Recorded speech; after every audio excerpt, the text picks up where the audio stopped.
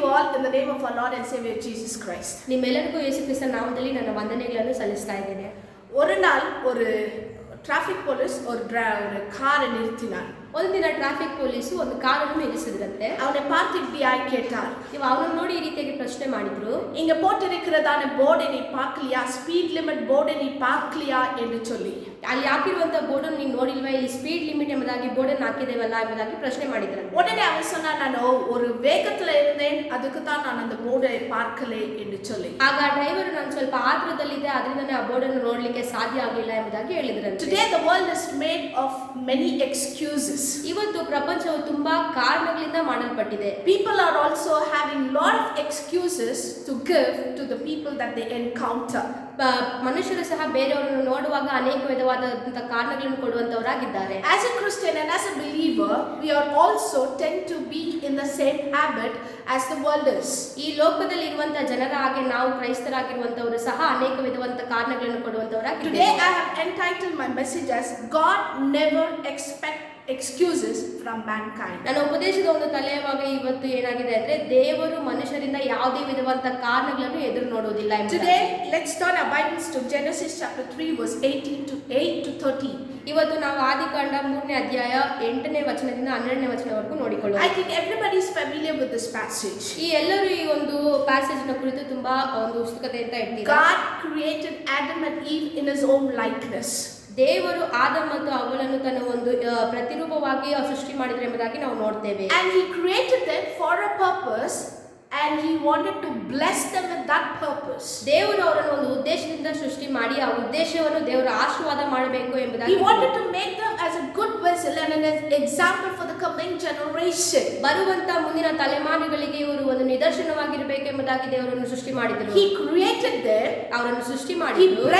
he breathed his living life into them, ಅವರ ಉಸಿರನ್ನು ಅವರಲ್ಲಿ ಇಟ್ಟರು. and he had a relationship in such a way that he came down every day to talk with them. ಅವರಲ್ಲಿ ಇದ್ದಂತ ಸಂಬಂಧ ಪ್ರತಿದಿನ ಅವರು ಮೇಲಿಂದ ಕೆಳಗಡೆ ಬಂದು ಅವರ ಜೊತೆ ಮಾತನಾಡುವಂತ ಸಂಬಂಧವಾಗಿತ್ತು. He made them a worthy vessel so that he could have communication with them every day. ಅವರು ಒಂದು ಉನ್ನತವಾದ ಪಾತ್ರೆಯನ್ನಾಗಿ ಮಾಡಿ ಅವರ ಜೊತೆ ಯಾವಾಗಲೂ ಸಹವಾಸ ಇಟ್ಟುಕೊಳ್ಳುವಂತ ಒಬ್ಬ ದೇವರಾಗಿದ್ರು. When there is a relationship, I think there is also some things that we shouldn't do. ಒಂದು ಸಂಬಂಧ ಇರುವಾಗ ಆ ಸಂಬಂಧದಲ್ಲಿ ನಾವು ಕೆಲವು ಕಾರ್ಯಗಳನ್ನು ಮಾಡದೇ ಇರುವಂತದ್ದೇ ಒಳ್ಳೆಯದಾಗಿರುತ್ತೆ. And God said you should not eat the fruit. ದೇವರೇ ಆ ಒಂದು ಫಲವನ್ನು ತಿನ್ನಬೇಡಿ ಎಂಬುದಾಗಿ ಹೇಳಿದರು. You are the ruler of this world. ಈ ಒಂದು ಲೋಕಕ್ಕೆ ನೀನೇ You ಅಧಿಪತಿಯಾಗಿದ್ದೀಯ. can eat the fruit that is there, you can find anything that is there in the garden except the fruit that is there in the center of the garden. ಈ ಒಂದು garden ಮಧ್ಯದಲ್ಲಿ ಇರುವಂತಹ ಮರದ ಒಂದು ಫಲವನ್ನು ಬಿಟ್ಟು ಇಡೀ ಒಂದು ಉದ್ಯಾನವನದಲ್ಲಿ ಇರುವಂತಹ ಎಲ್ಲಾ ಮರಗಳ ಫಲವನ್ನು He gave them authority, he gave them love, he gave them everything, but he gave them a command that they should follow. ಅವರಿಗೆ ದೇವರು ಒಂದು ಅಧಿಕಾರವನ್ನು ಕೊಟ್ಟರು, ಪ್ರೀತಿಯನ್ನು ಕೊಟ್ಟರು, ಒಂದು ಉದ್ದೇಶವನ್ನು ಕೊಟ್ಟಿದ್ರು, ಆ ಉದ್ದೇಶವನ್ನು ನೀವು ಪಾಲಿಸಬೇಕು ಎಂಬುದಾಗಿ ಕೂಡ ಹೇಳಿದ್ರು. But one day when he comes down to visit them, ಒಂದು ದಿನ ಅವರು ದೇವರು ಅವರನ್ನು ಭೇಟಿ ಮಾಡಲಿಕ್ಕೆ in ಬಂದ verse 8 we see they were hiding from the presence of God. ನಾವು 8ನೇ ವಾಕ್ಯದಲ್ಲಿ ನೋಡುವಾಗ ದೇವರ ಒಂದು ಪ್ರಸನ್ನತೆಯಿಂದ ಅವರು ಅಡಗಿಕೊಂಡಿದ್ರು ಎಂಬುದಾಗಿ ನೋಡ್ತಾ And in ಇದ್ದೇವೆ. verse 9 we see that God is searching for them and calling out to them and saying, where are you that I have come to meet you? ಅಲ್ಲಿ ದೇವರು ಬಂದು ನೀವು ಎಲ್ಲಿದ್ದೀರಾ, ನಾನು ನಿಮ್ಮನ್ನು ನೋಡಬೇಕು ಎಂಬುದಾಗಿ ದೇವರು ಕರೆಯುವಂತದನ್ನು ನಾವು ಅಲ್ಲಿ ನೋಡ್ತೇವೆ. God created them naked, but now they realize that they are naked. ಅವರು ಬೆತ್ತಲಾಗಿದ್ದೇವೆ ಎಂಬ ಅರಿವು ಅವರಿಗೆ ಬಂದಿತ್ತು. Then God understands that they have eaten the fruit and he asks them and he questions them. ಆಗ ದೇವರಿಗೆ ಅರ್ಥ ಆಗುತ್ತೆ ಅವರು ಆ ನಡುವೆಯಲ್ಲಿ ಇರುವಂತಹ ಮರದ ಒಂದು ಫಲವನ್ನು ತಿಂದಿದ್ದಾರೆ ಎಂಬುದಾಗಿ ಅವರನ್ನು ಪ್ರಶ್ನೆ ಮಾಡ್ತಾರೆ. Adam, did you eat the fruit which I told you not to eat? ಆದಾಮನೇ ಆ ಫಲವನ್ನು ನೀನು ತಿಂದಿದ್ದೀಯಾ, ನಾನು ತಿನ್ಬೇಡ ಅಂತ ಹೇಳಿದ್ನಲ್ಲ ಎಂಬುದಾಗಿ And ದೇವರು ಹೇಳ್ತಾರೆ. immediately the response from Adam was like this. ಆ ತಕ್ಷಣವೇ ಆದಾಮನು ಈ ರೀತಿಯಾಗಿ ಉತ್ತರ ಕೊಟ್ಟನು. Lord, the woman which you gave, ದೇವರೇ ನೀನು ಕೊಟ್ಟಂತ ಆ ಹೆಂಗಸು she gave me and I had to eat it. ಆ ಹೆಂಗಸು ನನಗೆ ಆ ಫಲವನ್ನು ಕೊಟ್ಟರು, ಅದರಿಂದಲೇ ನಾನು ತಿಂದೆ ಎಂಬುದಾಗಿ And ಹೇಳ್ತಾರೆ. immediately God turns, I think he turned to Eve and he repeats the same question. ಮತ್ತೆ ದೇವರು ಅವಳ ಕುರಿತು ಈ ಪ್ರಶ್ನೆಯನ್ನು ಮತ್ತೆ ಕೇಳಿದಾಗ He said, Lord, I didn't want to eat, but the Satan beguiled me and I had to eat the fruit. ದೇವರೇ ನಾನು ತಿನ್ಬೇಕು ಅಂತಿರ್ಲಿಲ್ಲ, ಆದ್ರೆ ಸೈತಾನ ನನ್ನ ದಾರಿ ತಪ್ಪಿಸಿ ತಿನ್ನಿಸಿದ ಎಂಬುದಾಗಿ See, the ಹೇಳ್ತಾರೆ. excuses has been passed on from Adam to Eve and Eve to the serpent. ಆವಾಗ ನಾವಲ್ಲಿ ನೋಡ್ತಾ ಇದ್ದೇವೆ, ಆದಾಮನಿಂದ ಅವಳಿಗೆ, ಅವಳಿಂದ ಸೈತಾನನಿಗೆ ಒಂದು ಕಾರಣಗಳು ಜರುಗುತ್ತಾ ಬರುತ್ತೆ. They did not have the attitude or a tendency to accept the fault. ಅವರು ಮಾಡಿರುವಂತ ತಪ್ಪನ್ನು ಒಪ್ಪಿಕೊಳ್ಳುವಂತ ಮನಸ್ಥಿತಿ ಅವರಲ್ಲಿ ಇರಲಿಲ್ಲ. They were justifying themselves and they were putting in a position and saying, Lord, I didn't do it, somebody else did it. ಅವರ ಸ್ಥಾನದಲ್ಲಿ ನಿಂತ್ಕೊಂಡು ದೇವರೇ ನಾನ್ ಮಾಡಿಲ್ಲ, ಬೇರೆ ಯಾರು ನನ್ನ ಕೈಯಿಂದ ಮಾಡಿಸಿದ್ರು ಎಂಬುದಾಗಿ ಅವರ ಒಂದು ತಪ್ಪನ್ನು ಅವರು ಸಮರ್ಥಿಸಿಕೊಳ್ತಾ ಇದ್ರು. God took pain and created them as a vessel of worthy. ದೇವರು ಕಷ್ಟಪಟ್ಟು ತನ್ನನ್ನು ಒಂದು ಉನ್ನತವಾದ ಪಾತ್ರೆಯನ್ನಾಗಿ ಆದಾಮ ಅವಳನ್ನು ಸೃಷ್ಟಿ ಮಾಡಿದ್ರು. I think he had so much of intention, he had so much of purpose, he had so much of love, and he created them in his own likeness and a worthy vessel. ತುಂಬಾ ಪ್ರೀತಿಯಿಂದ ಒಂದು ಉದ್ದೇಶದೊಟ್ಟಿಗೆ ದೇವರು ಆ ಪಾತ್ರೆಗಳನ್ನು ಸೃಷ್ಟಿ ಮಾಡಿದ್ರು. But they are now in a position to say that they have become an unworthy vessel to God. ಆದ್ರೆ ಅವರು ಇರುವಂತ ಸ್ಥಾನದಿಂದ ಅವರು ಒಂದು ಉಪಯೋಗವಿಲ್ಲದಿರುವಂತ ಪಾತ್ರೆಯಾಗಿ ಮಾರ್ಪಟ್ಟಿದ್ದಾರೆ. I think if they would have accepted the fault, I think the thing would have been totally different. ಅವರು ತಮ್ಮ ತಪ್ಪನ್ನು ಅವರು ಒಪ್ಪಿಕೊಂಡಿದ್ರೆ ಈ ಒಂದು ಸಂದರ್ಭವೇ ಬೇರೆ ರೀತಿಯಾಗಿರ್ತಾ ಇತ್ತು. They didn't want to accept their faults. ಅವರು ಮಾಡಿದ ತಪ್ಪನ್ನು ಅವರು ಒಪ್ಪಿಕೊಳ್ಳಿಕ್ಕೆ ಅವರು ಇಷ್ಟನೇ ಪಡ್ತಾ They were ಇರಲಿಲ್ಲ. justifying themselves. ಅವರು ತಮ್ಮನ್ನು ತಾವೇ ಅವರು ಸಮರ್ಥಿಸಿಕೊಳ್ತಾ ಇದ್ರು. As a Christian, ಕ್ರೈಸ್ತರಾಗಿರುವಂತ as a believer, ನಾವು ಒಂದು ವಿಶ್ವಾಸಿಗಳಾಗಿ we are in a habit of justifying ourselves. ಯಾವಾಗಲೂ ನಮ್ಮನ್ನು ಸಮರ್ಥಿಸಿಕೊಳ್ಳುವಂತ ಉದ್ದೇಶದಲ್ಲಿ ಇರ್ತೇವೆ. I think it is a very big sin that is being developed, which we don't recognize or we don't really believe that it is a sin. ಇದು ಒಂದು ಪಾಪವಾಗಿ ನಮ್ಮಲ್ಲೇ ಅದು ಬೇರೂರಿದೆ. ನಾವು ಅದನ್ನು ಅರ್ಥ ಮಾಡಿಕೊಳ್ಳದೆ ಅದನ್ನು ಗ್ರಹಿಸಿಕೊಳ್ಳದೆ ನಡ್ಕೊಳ್ತಾ ಇದ್ದೇವೆ. God expects us to be perfect in every aspect of our lives. ದೇವರು ನಾವು ಮಾಡುವಂತ ಪ್ರತಿ ಒಂದು ಕಾರ್ಯದಲ್ಲಿ ಸರಿಯಾಗಿರಬೇಕೆಂಬುದಾಗಿ ಇಚ್ಛೆ ಪಡ್ತಾರೆ. Justifying ourselves is not a purpose that for what God has created. ನಮ್ಮನ್ನು ನಾವೇ ಸಮರ್ಥಿಸಿಕೊಳ್ಳುವುದು ದೇವರು ನಮ್ಮನ್ನು ಸೃಷ್ಟಿ ಮಾಡಿರುವಂತ ಉದ್ದೇಶವಲ್ಲ. We need to accept what we have done. ನಾವು ಮಾಡಿರುವಂತದನ್ನು ನಾವು ಅದನ್ನ ಒಪ್ಪಿಕೊಳ್ಳುವಂತ ಗುಣ ಇರಬೇಕು. I think when people start accepting their mistakes, ಯಾವಾಗ ಮನುಷ್ಯರು ತಾವು ಮಾಡಿರುವಂತ ತಪ್ಪುಗಳನ್ನು ಒಪ್ಪಿಕೊಳ್ತಾರೋ, I think the most of the problems are solved. ಆಗ ಎಲ್ಲಾ ಒಂದು ಕಷ್ಟಗಳು ಪರಿಹಾರವಾಗುತ್ತೆ. I think the problem in a married life, ಒಂದು ಮದುವೆಯ ಒಂದು ಕಾರ್ಯವಾಗಿರ್ಬೋದು, children and parent relationship, ಮಕ್ಕಳು ಮತ್ತು ಪೋಷಕರ ಒಂದು ಸಂಬಂಧವಾಗಿರ್ಬೋದು, must be in a school, must be in an office, ಒಂದು ಸ್ಕೂಲಲ್ಲಿ ಆಗಿರ್ಬೋದು, ಒಂದು ಆಫೀಸಲ್ಲಿ ಆಗಿರ್ಬೋದು. I think people stop giving excuses. I think most of the problems are solved and we can have a peaceful life. ಯಾವಾಗ ಮನುಷ್ಯರು ಕಾರಣಗಳನ್ನು ಕೊಡುವುದನ್ನು ನಿಲ್ಲಿಸ್ತಾರೋ ಆವಾಗ ನಮಗೆ ಒಂದು ಪ್ರಶಾಂತವಾದಂತ ಜೀವನ ಸಿಗುತ್ತದೆ. Secondly, ಎರಡನೇದಾಗಿ 1 Samuel, 1ನೇ ಸಾಮುವೇಲ್ chapter 15, 15ನೇ ಅಧ್ಯಾಯ 12 to 24. 12ರಿಂದ 24 In this we see about Saul. ಇದರಲ್ಲಿ ಸೌಲನ ಕುರಿತು ನಾವು ನೋಡ್ತಾ ಇದ್ದೇವೆ. We see Saul did not obey the rules and policies of God.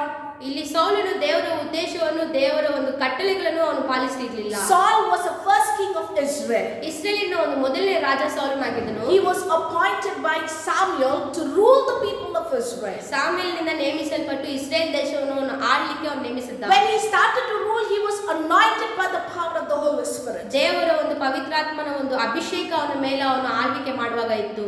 There was a king called Saul and there were also prophets in the kingdom of Israel. ಆ ಒಂದು ರಾಜನು ಸೌಲನಾಗಿದ್ದನು. ಅವನ ಒಂದು ರಾಜ್ಯದಲ್ಲಿ ಅನೇಕ ಪ್ರವಾದಿಗಳು ಸಹ ಇದ್ದರು. I am very specific. Saul was anointed, appointed as a ruler, and there were also prophets appointed to serve in the God's temple. ದೇವರ ಒಂದು ದೇವಸ್ಥಾನದಲ್ಲಿ ಸೌಲನು ನೇಮಿಸಲ್ಪಟ್ಟು ಅಭಿಷೇಕಿಸಲ್ಪಟ್ಟು ಅಲ್ಲಿರುವಂತಹ ಪ್ರವಾದಿಗಳು ಕೂಡ ಅದಕ್ಕೆ ನೇಮಿಸಲ್ಪಟ್ಟಿದ್ರು. Some of us are appointed as pastors, ಕೆಲವರು ಪಾಸ್ಟರ್ಗಳಾಗಿ, some bishops and elders, ಕೆಲವರು ಬಿಷಪ್ಗಳಾಗಿ ಮತ್ತೆ ದೊಡ್ಡವರಾಗಿ ಅವರು ನೇಮಿಸಲ್ಪಟ್ಟಿದ್ದಾರೆ. some are singers in the church. ಕೆಲವರು ಸಭೆಗಳಲ್ಲಿ ಹಾಡುವಂತವರಾಗಿದ್ದಾರೆ. Specific work is being given for specific people to follow rules and regulation so that the church can be in an order. ಕೆಲವರಿಗೆ ಅನೇಕ ವಿಧವಾದಂತ ಒಂದು ಉದ್ದೇಶಗಳನ್ನು ಕೊಟ್ಟು ಅವರು ಸಭೆಗಳಲ್ಲಿ ಅವರ ಕಾರ್ಯನಿರ್ವಹಿಸುವಂತೆ ದೇವರು ಅವರನ್ನು ನೇಮಿಸಿ ಇಟ್ಟಿದ್ದಾರೆ. Another person cannot interfere into another person's work. ಬೇರೆಯವರ ಕೆಲಸದಲ್ಲಿ ಇನ್ನೊಬ್ಬರು ಮೂಗು ತೂರಿಸುವುದು ಒಳ್ಳೆಯದಲ್ಲ.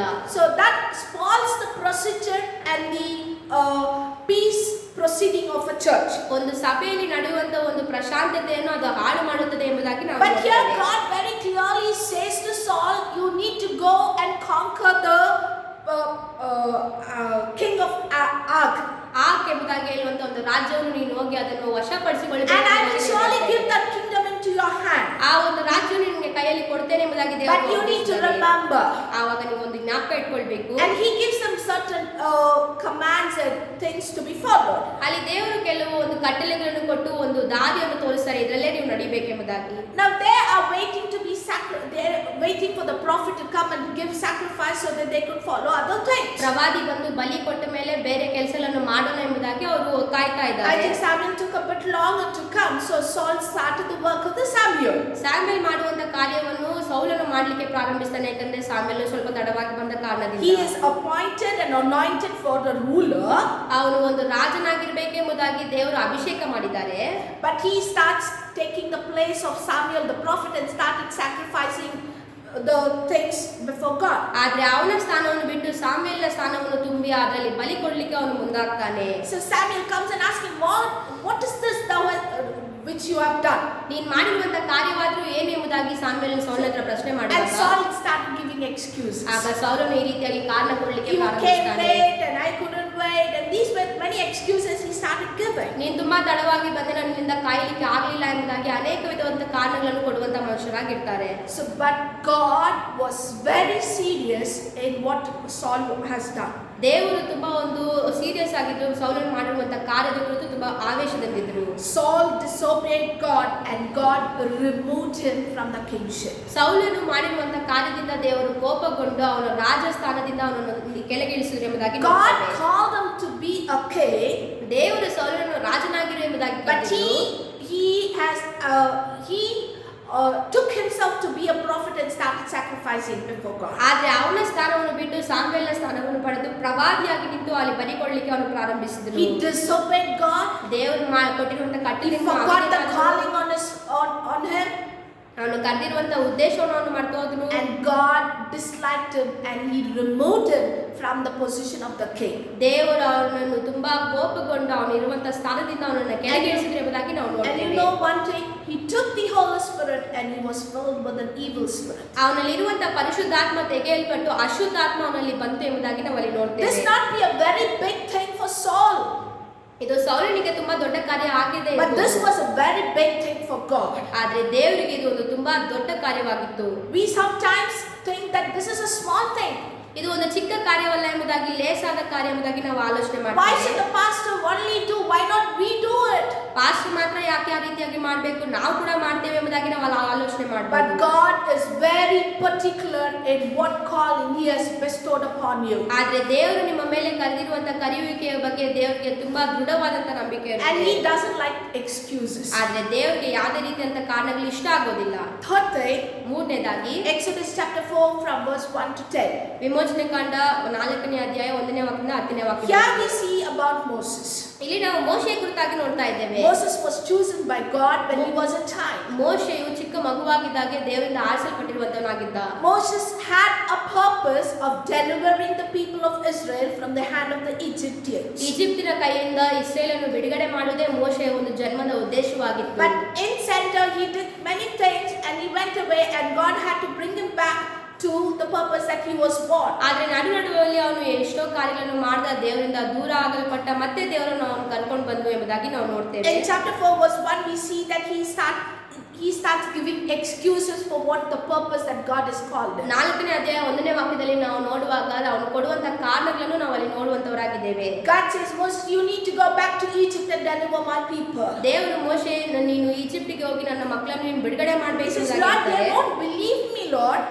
ಅವ್ರು ನನ್ನನ್ನು ನಂಬುವುದಿಲ್ಲ ದೇವ್ರೆ. And in verse 10 we see, Lord, I'm so slow in speech and they won't understand and I can't speak, and so many excuses he started giving before God. 10ನೇ ವಾಕ್ಯದಲ್ಲಿ ನೋಡುವಾಗ, ದೇವರೇ ನಾನು ತುಂಬಾ ನಿಧಾನವಾಗಿ ಮಾತಾಡ್ತಾನೆ, ನನಗೆ ಬಿಕ್ಕಳಿಕೆ ಇದೆ, ನಾನು ಮಾತಾಡ್ಲಿಕ್ಕೆ ಆಗೋದಿಲ್ಲ ಎಂಬುದಾಗಿ ಅವನಲ್ಲಿ ಹೇಳ್ತಾನೆ. God has to take a long process of taming him and talking him and pacifying him and bringing him to a position where he can go and talk to the people of Israel. ದೇವರು ತುಂಬಾ ಕಷ್ಟಪಟ್ಟು ಅವನಿಗೆ ಸಾಂತ್ವನ ನೀಡಿ, ಅವನಿಗೆ ಧೈರ್ಯ ನೀಡಿ, ನೀನು ಈಜಿಪ್ಟಿಗೆ ಹೋಗಿ ನನ್ನ ಮಕ್ಕಳನ್ನು ಬಿಡುಗಡೆ ಮಾಡಿ ಎಂಬುದಾಗಿ ಅವನಿಗೆ ಒಂದು ಸಾಂತ್ವನ ನೀಡಿದನು ಎಂಬುದಾಗಿ ಅಲ್ಲಿ ನಾವು ನೋಡ್ತೇವೆ. Even we are in the place of Moses. ಮೋಶೆಯ ಸ್ಥಾನದಲ್ಲಿ ನಾವು ಸಹ ಈಗ ಇದ್ದೇವೆ.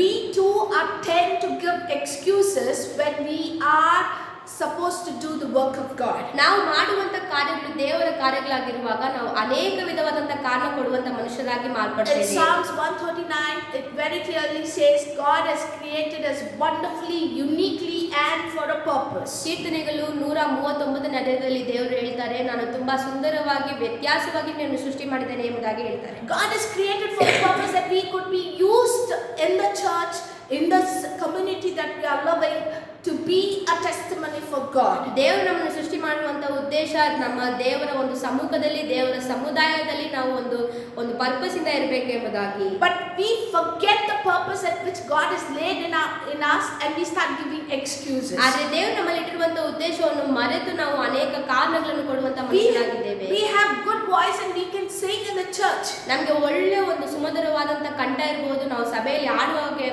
ನಮಗೆ ಶಕ್ತಿ ಇರಬಹುದು. But we are so tender, we give excuse and say, Lord, I cannot sing.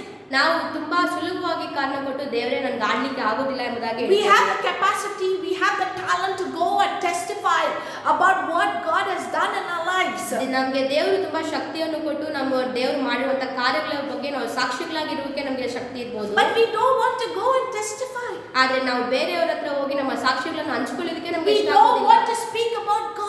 ದೇವರ ಬಗ್ಗೆ ಮಾತಾಡ್ಲಿಕ್ಕೆ ನಮಗೆ ಆಗೋದಿಲ್ಲ. What will the people think? ಬೇರೆ ಜನರು ನಮ್ಮ ಕುರಿತಾಗಿ ಏನು ಆಲೋಚನೆ ಮಾಡ್ತಾರೆ? I will be in problem. ನಾನು ತುಂಬಾ ಒಂದು ಸಂಕಷ್ಟದಲ್ಲಿ ಸಿಕ್ಕೊಳ್ತೇನೆ. You know, the government is not in favor of us, they might put us in prison. ನಮಗೆ ಸರ್ಕಾರವು ತುಂಬಾ ಅನುಕೂಲವಾಗಿಲ್ಲ, ನಮ್ಮನ್ನು ಜೈಲಲ್ಲಿ ಹಾಕಬಹುದು ಎಂಬುದಾಗಿ ನಾವು Oh, there are a lot of excuses that we give. ನಾವು ತುಂಬಾ ವಿಧವಾದಂತ ಕಾರಣಗಳನ್ನು ಕೊಡ್ತಾನೆ ಇರ್ತೇವೆ. Now we are in lockdown. ನಾವು ಇವಾಗ ಲಾಕ್ ಡೌನ್ ಒಂದು And ಸಂದರ್ಭದಲ್ಲಿ that itself is a big excuse. ಇದೇ ಒಂದು ನಮಗೆ ದೊಡ್ಡ ಕಾರಣವಾಗ್ಬಿಟ್ಟಿದೆ. We don't want to come to the church. ನಮಗೆ ಸಭೆಗೆ ಬರ್ಲಿಕ್ಕೆ ಇಷ್ಟ We ಆಗೋದಿಲ್ಲ. don't want to spend in the presence of God. ದೇವರ ಒಂದು ಸಮ್ಮುಖದಲ್ಲಿ ನಮ್ಮ ಸಮಯ ಕಳೆಯಲಿಕ್ಕೆ ಇಷ್ಟ ಆಗೋದಿಲ್ಲ.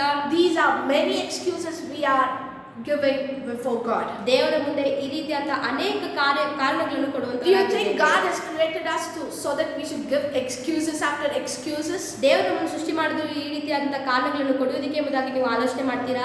I don't think there is a word excuse in the book, in the dictionary of God. ದೇವರ ಒಂದು ಡಿಕ್ಷನರಿಯಲ್ಲಿ ಈ ಒಂದು ಕಾರಣಗಳು ಎಂಬುದಾಗಿ ಪದಗಳೇ ಇಲ್ಲ ಎಂಬುದಾಗಿ ನಾನು ಆಲೋಚನೆ I ಮಾಡ್ತೀನಿ. just want to bring your attention to God, to Jesus. ನಿಮ್ಮ ಎಲ್ಲಾ ಒಂದು ಗಮನವನ್ನು ದೇವರ ಕಡೆ ಯೇಸುವಿನ ಕಡೆ ತಿರುಗಿಸಲಿಕ್ಕೆ ನಾನು When ಇಷ್ಟಪಡ್ತೀನಿ. God the Father asked His only and only Son to go down to the earth to redeem His people, I think the Son wouldn't have given any excuse. ತಂದೆ ಆಗಿರುವಂತ ದೇವರು ಮಗನನ್ನು ನೋಡಿ ನೀನು ಭೂಲೋಕಕ್ಕೆ ಹೋಗಿ ನನ್ನ ಜನರನ್ನು ಬಿಡುಗಡೆ ಮಾಡಬೇಕು ಎಂಬುದಾಗಿ ಕೇಳುವಾಗ ಆ ಮಗನ ಯಾವುದೇ ರೀತಿಯಂತ ಕಾರಣಗಳು ಕೊಟ್ಟಿರ್ಲಿಕ್ಕೆ ಸಾಧ್ಯನೇ ಇಲ್ಲ. If He would have given an excuse, I wouldn't think we would be standing like this and preaching about Christ. ಆ ಒಂದು ಮಗನು ಏನೋ ಒಂದು ಕಾರಣ ಕೊಟ್ಟಿರುವುದಾದ್ರೆ ನಾವು ಈ ರೀತಿಯಾಗಿ ನಿಂತು ಪ್ರಸಂಗ ಮಾಡಲಿಕ್ಕೆ ಸಾಧ್ಯನೇ The ಆಗ್ತಾ ಇಲ್ಲ. whole plan of God was given into the Son of God, and He knew what was going to happen in His life. ತಂದೆ ಆಗಿರುವಂತ ದೇವರು ಇಡೀ ಒಂದು ಉದ್ದೇಶವನ್ನು ಮಗನ ಕೈಯಲ್ಲಿ ಕೊಟ್ಟು ಅವನ ಜೀವನದಲ್ಲಿ ಏನೇನು ನಡೆಯಬಹುದು ಎಂಬುದಾಗಿ ಎಲ್ಲಾ ಒಂದು ಕಲ್ಪನೆಯು ಅವರ ಮನಸ್ಸಿನಲ್ಲಿ ಇತ್ತು. There was a stage when He came to the Father and said, "If it please, let this cup pass from me." ಈ ಒಂದು ಉದ್ದೇಶ ನನ್ನ ತೊಲಗಲಿ ಎಂಬುದಾಗಿ ಒಂದು ಸಂದರ್ಭದಲ್ಲಿ ಯೇಸು ಹೇಳುವುದನ್ನು ನಾವು ನೋಡ್ತೇವೆ. But still, He didn't give any excuse. ಆದ್ರೂ ಸಹ ಯಾವುದೇ ರೀತಿಯಂತ ಕಾರಣ ಯೇಸು ಕೊಡ್ಲಿಲ್ಲ. Lord, I think I can't do this.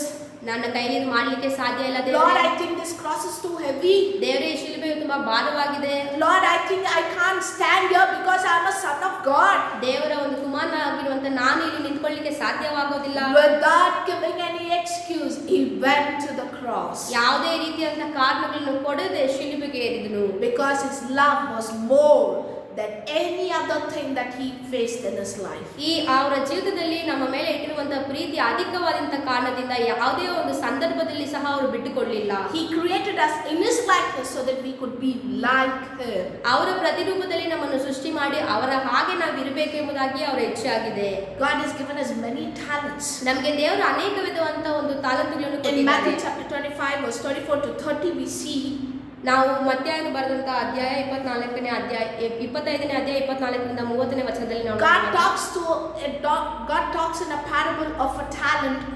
ಒಂದು ಸಾಮ್ಯದ ಮುಖಾಂತರವಾಗಿ ದೇವರು ತಾಲಂತುಗಳ ಕುರಿತಾಗಿ ನಾವು In 24 he ಮಾತಾಡ್ತೇವೆ. talks about a man where a man gives another man one coin and asks him to keep it. 24ನೇ ವಚನದಲ್ಲಿ ಒಂದು ನಾಣ್ಯವನ್ನು ಕೊಡುವುದನ್ನು ಒಬ್ಬ ಮನುಷ್ಯನಿಗೆ ನಾವು ನೋಡ್ತೇವೆ. But what does that person does? ಅಲ್ಲಿರುವಂತಹ ಮನುಷ್ಯನು ಆ ನಾಣ್ಯವನ್ನು ಇಸ್ಕೊಂಡು ಏನ್ ಮಾಡ್ದ? Goes and digs it and buries it in the ground. ಅವನು ಭೂಮಿಯನ್ನು ಅಗೆದು ಆ ಭೂಮಿಯಲ್ಲಿ ಅದನ್ನು ಮಣ್ಣಾಕಿ ಮುಚ್ಚಿಡುವುದನ್ನು ನಾವು ನೋಡ್ತೇವೆ. When the master came back after a long journey, ಅವರ ಯಜಮಾನನು ಮತ್ತೆ ಬಂದು ಅವರನ್ನು ಒಂದು ಪ್ರವಾಸ ಮುಗಿಸಿ ಬಂದ ತಕ್ಷಣ, and he called the servants and inquired about the things that he gave it to them. ಅವರಿಗೆ ಕೊಟ್ಟಿರುವಂತಹ ತಾಲಂತುಗಳ ಕುರಿತಾಗಿ ಅವರ ಕುರಿತಲ್ಲಿ ಮಾತನಾಡುವಾಗ, and he calls the person to whom he gave 1 talent. ಒಂದು ತಾಲಂತನ್ನು ಕೊಟ್ಟಿರುವಂತಹ ಮನುಷ್ಯನನ್ನು ಕರೆದು, Lord, I know you are not happy when you are not pleased in taking others' things. ಬೇರೆಯವರ ಒಂದು ವಸ್ತುಗಳನ್ನು ನೀವು ತೆಗೆದುಕೊಳ್ಳಲಿಕ್ಕೆ ನೀವು So what I did, I went and buried it in the ground. ಅದಕ್ಕೆ ನಾನು ಹೋಗಿ ಭೂಮಿಯನ್ನು ಅಗೆದು ಅದನ್ನು ಮುಚ್ಚಿ ಹಾಕಿದೆ ಎಂಬುದಾಗಿ ಹೇಳ್ತಾರೆ. Then the master was very furious. ಆ ಒಂದು ಯಜಮಾನನಿಗೆ ತುಂಬಾ ಕೋಪ ಬಂತು. He said, if you would have lent it to somebody, you would have gotten interest. ನೀನು ಯಾರಿಗಾದ್ರೂ ಸಾಲ ರೂಪದಲ್ಲಿ ಕೊಟ್ಟಿರೋದಾದ್ರೆ ನಿನಗೆ ಬಡ್ಡಿ ಆದ್ರೂ ಸಿಗ್ತಾ You would ಇತ್ತಲ್ಲ. have put it in a bank, you would have gotten interest. ಯಾವ್ದಾದ್ರು ಒಂದು ಬ್ಯಾಂಕ್ ಅಲ್ಲಿ ಹಾಕಿದ್ರೆ ಅದಕ್ಕೆ ನಿನಗೆ But ಬಡ್ಡಿ you have gone and buried it. ಆದ್ರೆ ನೀನು ಹೋಗಿ ಅದನ್ನು ಮುಚ್ಚಿ ಹಾಕಿದೀಯಾ. He took the talent ನೀನು ಆ ತಾಲಂತನ್ನು ಉಪಯೋಗಿಸಿಕೊಳ್ಳದೆ and gave it to another person, ಬೇರೆಯವ್ರಿಗೆ ಕೊಟ್ಟು and he puts him in the prison. ಅವನನ್ನು ಜೈಲಲ್ಲಿ ಹಾಕಿದ್ರು. You know what happened? ಅಲ್ಲಿ ಏನಾಯ್ತು ಗೊತ್ತಾ? He was put into the darkest and the darkest of the prison. ತುಂಬಾ ಕತ್ತಲೆ ಇರುವಂತ ಒಂದು ಕೋಣೆಯಲ್ಲಿ ಅವನನ್ನು ಜೈಲಲ್ಲಿ ಹಾಕಿದ್ರು. Today God has given us so many talents in our lives. ದೇವರು ಈ ಜೀವಿತದಲ್ಲಿ ನಮಗೆ ಸಹ ಅನೇಕ ವಿಧವಾದ ತಾಲಂಟುಗಳನ್ನು ಕೊಟ್ಟಿದ್ದಾರೆ. Everybody are equally blessed with many talents. ಅನೇಕ ಜನರು ಎಲ್ಲಾ ವಿಧವಾದ ಮನುಷ್ಯರಿಗೂ ಸಮವಾದಂತ But we ತಾಲಂಟುಗಳನ್ನು ಕೊಟ್ಟಿದ್ದಾರೆ. don't want to use those talents for the glory of God. ಆದ್ರೆ ನಮಗೆ ಕೊಟ್ಟಿರುವಂತ ತಾಲಂಟನ್ನು ದೇವರಿಗೆ ಉಪಯೋಗಿಸಿಕೊಳ್ಳೋದಕ್ಕೆ ನಾವು We ಇಷ್ಟಪಡೋದಿಲ್ಲ. don't want to use those talents for the extension of His kingdom. ದೇವರ ಒಂದು ರಾಜ್ಯವನ್ನು ನಾವು ದೊಡ್ಡದು ಮಾಡೋದಕ್ಕೆ ನಾವು ಇಷ್ಟಪಡೋದಿಲ್ಲ. God's great commission was go and preach the gospel. ದೇವರ ಒಂದು ಮುಖ್ಯ ಉದ್ದೇಶವೇನಾಗಿತ್ತು? ದೇವರ ಒಂದು ಉಪದೇಶವನ್ನು ನಾವು ಬೇರೆಯವರಿಗೆ ಸಾರುವುದು. So it can be through our words, ನಮ್ಮ ಮಾತುಗಳ ಮುಖಾಂತರವಾಗಿ, our testimony, ನಮ್ಮ ಸಾಕ್ಷಿಗಳ our songs, ಮುಖಾಂತರವಾಗಿರ್ಬೋದು, ನಮ್ಮ ಹಾಡುಗಳ our ಮುಖಾಂತರ, lives. ನಮ್ಮ ಜೀವಿತದ ಮುಖಾಂತರ. But we are sitting in one corner and start giving excuses after excuses. ಆದ್ರೆ ನಾವು ಒಂದು ಮೂಲೆಯಲ್ಲಿ ಕೂತು ತುಂಬಾ ಕಾರಣಗಳನ್ನು ಕೊಡುವಂತ We are telling ಮನುಷ್ಯರಾಗಿದ್ದೇವೆ. God, Lord, I'm not privileged. ದೇವರೇ ನನಗೆ ಒಂದು ಯೋಗ್ಯತೆ ಇಲ್ಲ, I'm not talented. ನನಗೆ ಆ ಟ್ಯಾಲೆಂಟ್ ಇಲ್ಲ, I'm not worthy. ನನಗೆ ಆ ಒಂದು ಘನತೆ ಇಲ್ಲ, I don't have that capacity of going and preaching. ನಾನು ಬೇರೆಯವರಿಗೆ ಹೋಗಿ ನಿಮ್ಮ ವಾಕ್ಯವನ್ನು ಸಾರುವಂತ ಒಂದು ಶಕ್ತಿ ನನ್ನಲ್ಲಿಲ್ಲ. I think God has given you a talent according to your own caliber. ನಿಮಗೆ ಇರುವಂತ ಒಂದು ಶಕ್ತಿಯ ಅನುಗುಣವಾಗಿ ದೇವರು ತಾಲಂತನ್ನು I think God ಕೊಟ್ಟಿದ್ದಾರೆ. has given you a talent according to your own thing that you can do. ನೀನು ಮಾಡಲಿಕ್ಕೆ ಸಾಧ್ಯವಾಗುವಂತ ಕಾರ್ಯಗಳೇ ದೇವರು ನಿನ್ನ ಜೀವಿತದಲ್ಲಿ But we are ಉದ್ದೇಶಿಸಿದ್ದಾರೆ. giving excuses after excuse. ಆದ್ರೆ ನಾವು ನಮ್ಮ ಉದ್ದೇಶವನ್ನು ಮರೆತು ಕಾರಣಗಳನ್ನು ಕೊಡುವಂತವರಾಗಿದ್ದೇವೆ. Now, brother and sister in Christ, ದೇವರಲ್ಲಿ ನನ್ನ ಸಹೋದರ ಸಹೋದರಿಯರೇ, I think we are in the last days. ನಾವು ಕಡೆಯ ದಿನಗಳಲ್ಲಿದ್ದೇವೆ. We are going to see the second coming of our Lord Jesus Christ very soon. ನಮ್ಮ ದೇವರಾಗಿರುವಂತ ಯೇಸು ಕ್ರಿಸ್ತನು ಮತ್ತೆ ಈ ಭೂಲೋಕಕ್ಕೆ ಬರುವಂತ ಸಮಯ ಅತಿ And we need to ಶೀಘ್ರದಲ್ಲಿದೆ. go and stand before Him on the day of judgment. ದೇವರು ಒಂದು ನ್ಯಾಯ ಸ್ಥಾಪನೆ ಮಾಡುವಂತ ದಿನದಲ್ಲಿ ಅವರ ಮುಂದೆ ನಿಲ್ಲಲಿಕ್ಕೆ ಹೋಗ್ತೇವೆ. And God is going to ask for the talents that He has given us. ದೇವರು ನಮಗೆ ಕೊಟ್ಟಿರುವಂತ ತಾಲಂತನ ಕುರಿತು ದೇವರು ಪ್ರಶ್ನೆ ಮಾಡುವಂತವರಾಗಿರ್ತಾರೆ. Then you can't stand there and say and start giving excuses. ಅಲ್ಲಿ ನೀನು ನಿಂತು ಕಾರಣಗಳನ್ನು ಕೊಡಲಿಕ್ಕೆ ಸಾಧ್ಯವಾಗುವುದಿಲ್ಲ. Today we are bucked up with so many of things around us. ನಮ್ಮ ಸುತ್ತಲಿರುವಂತ ಅನೇಕ ಕಾರ್ಯಗಳಲ್ಲಿ ನಮ್ಮನ್ನು ನಾವು ತಲ್ಲೀನಗೊಳಿಸಿಕೊಂಡಿದ್ದೇವೆ. We are so discouraged with the things that is happening around us. ನಮ್ಮ ಸುತ್ತಲೂ ನಡೀತಾ ಇರುವಂತ ಅನೇಕ ಕಾರ್ಯಗಳಿಂದ ಮನಸ್ಸು ಕುದ್ದು I ಹೋಗಿರ್ಬೋದು. think this is the right time that we arise and shine for the glory of God. ಇದೇ ಒಂದು ಒಳ್ಳೆಯ ಸಮಯ, ನಾವು ಎದ್ದು ನಿಂತು ದೇವರ ಮಹಿಮೆಗಾಗಿ ನಾವು ಪ್ರಕಾಶವಾಗಿರಬೇಕು. Instead of giving excuses, ಈ ಕಾರಣಗಳನ್ನು ಕೊಡದೇ ಇರುವುದಾಗೆ I think we need to go and stand and do what the Lord has called us to do. ದೇವರು ನಮ್ಮನ್ನು ಕರೆದಿರುವಂತ ಉದ್ದೇಶವನ್ನು ನಾವು ಅರ್ಥಕೊಂಡು ನಾವು ಅಲ್ಲಿ ನಿಂತು Many great ಕಾರ್ಯನಿರ್ವಹಿಸಬೇಕು. men of God are being taken today. ಇವತ್ತು ಅನೇಕ ದೇವರ ಮನುಷ್ಯರು ಮೇಲೆ ಎತ್ತಲ್ಪಟ್ಟಿದ್ದಾರೆ. So these are the signs of the coming of Jesus Christ. ದೇವರು ಬರುವಂತ ಒಂದು ಮುನ್ಸೂಚನೆ ಇದಾಗಿದೆ. So we need to do our work that God has called us to do. ನಮ್ಮನ್ನು ಕರೆದಿರುವಂತ ಉದ್ದೇಶವನ್ನು ಕಾರ್ಯವನ್ನು ನಾವು ಮಾಡಲಿಕ್ಕೆ My ಸಿದ್ಧರಾಗಿರಬೇಕು. earnest prayer prayer today is, ನನ್ನ ಒಂದು ಪ್ರಾರ್ಥನೆ ಇವತ್ತಿನ ಸಮಯದಲ್ಲಿ ಏನಾಗಿದೆ ಅಂದ್ರೆ, stop giving excuses. ಕಾರಣಗಳನ್ನು ಕೊಡದೆ Come into the battlefield ನೀವು ಒಂದು ಯುದ್ಧ ಭೂಮಿಗೆ ಬಂದು and do what the Lord has called us to do. ನಿಮ್ಮನ್ನು ಕರೆದಿರುವಂತಹ ದೇವರ ಉದ್ದೇಶವನ್ನು ನಿರ್ವಹಿಸುವಂತ Let us close our eyes and look to the Lord in prayer. ನಾವು ಕಣ್ಗಳನ್ನು ಮುಚ್ಚಿ ಪ್ರಾರ್ಥನೆ ಮಾಡುವಂತರಾಗಿರೋಣ. Our most gracious and ever-loving Father, ನಮ್ಮನ್ನು ಅತಿಯಾಗಿ ಪ್ರೀತಿಸುವಂತ ಮತ್ತು ಸ್ವರ್ಗೀಯ I know ತಂದೆ, you loved us and called us for a purpose. ನಮ್ಮನ್ನು ನೀವು ಪ್ರೀತಿಸಿ ಒಂದು ಉದ್ದೇಶಕ್ಕಾಗಿ ಕರೆದಿದ್ದೀರಾ. Lord, help us to stop giving excuses and come and do what for Thou hast called us to do. ದೇವರೇ, ನಾವು ಕಾರಣಗಳನ್ನು ಕೊಡದೇ ಇರುವುದಾಗೆ ನೀವು ನಮ್ಮನ್ನು ಕರೆದಿರುವಂತಹ ಉದ್ದೇಶವನ್ನು ನೆರವೇರಿಸಲಿಕ್ಕೆ ನಮಗೆ ಸಹಾಯ ಮಾಡಿ. Anoint us and fill us afresh so that we could be used mightily for Thy glory. ದೇವರೇ, ನಿಮ್ಮ ಅಭಿಷೇಕ ನಮ್ಮ ಮೇಲೆ ಇಟ್ಟು ನೀವು ನಿಮ್ಮ ಕಾರ್ಯಗಳನ್ನು ನಾವು ಮಹಿಮೆಯಿಂದ ಮಾಡೋದಕ್ಕೆ ನಮಗೆ ಸಹಾಯ I know ಮಾಡಿ. sometimes it is difficult for us to do, ದೇವರೇ, ನಮಗೆ ಕೆಲವು ಸಮಯದಲ್ಲಿ ಅದು ಕಷ್ಟವಾಗಿರ್ಬೋದು. but I know you will strengthen us to do the purpose which Thou hast called us. ದೇವರೇ, ನೀವು ನಮ್ಮನ್ನು ಕರೆದಿರುವಂತಹ ಉದ್ದೇಶವನ್ನು ಮಾಡಲಿಕ್ಕೆ ಶಕ್ತಿ ಕೊಡ್ತೀರಾ ಎಂಬುದಾಗಿ ನಾವು ನಂಬಿದ್ದೇವೆ. Thank you, Lord, for speaking to us through Thine word. ದೇವರೇ, ನಿಮ್ಮ ವಾಕ್ಯದ ಮುಖಾಂತರವಾಗಿ ನಮ್ಮ ಜೊತೆ ಮಾತನಾಡೋದಕ್ಕಾಗಿ ಸ್ತೋತ್ರ. I hope this word will reach out to many with a powerful, with power. ದೇವರೇ, ಈ ವಾಕ್ಯವು ಅನೇಕರಿಗೆ ಶಕ್ತಿಯುತವಾಗಿ ಒಂದು ಪ್ರಭಾವ ಬೀರುತ್ತೆ ಎಂಬುದಾಗಿ ನಾನು And ನಂಬಿದ್ದೇನೆ. give us a heart to understand Thy word and to regret and repent for what we are. ದೇವರೇ, ನಮಗೆ ಒಂದು ಹೃದಯವನ್ನು ಕೊಟ್ಟು ನಿಮ್ಮ ವಾಕ್ಯವನ್ನು ಅರ್ಥ ಮಾಡಿಕೊಂಡು ನಮ್ಮ ಮನಸ್ಸನ್ನ ನಾವು ಪಶ್ಚಾತ್ತಾಪ ಪಡೋದಕ್ಕೆ ನಮಗೆ ಸಹಾಯ ಮಾಡಿ. Thank you for speaking to us. ನಿಮ್ಮ ವಾಕ್ಯದ ಮುಖಾಂತರವಾಗಿ ಮಾತನಾಡೋದಕ್ಕಾಗಿ ಸ್ತೋತ್ರ. In Jesus' name we pray. ಯೇಸು ಕ್ರಿಸ್ತನ ನಾಮದಲ್ಲಿ ಪ್ರಾರ್ಥಿಸ್ತಾ ಇದ್ದೇವೆ ದೇವರೇ. Amen. ಆಮೆನ್.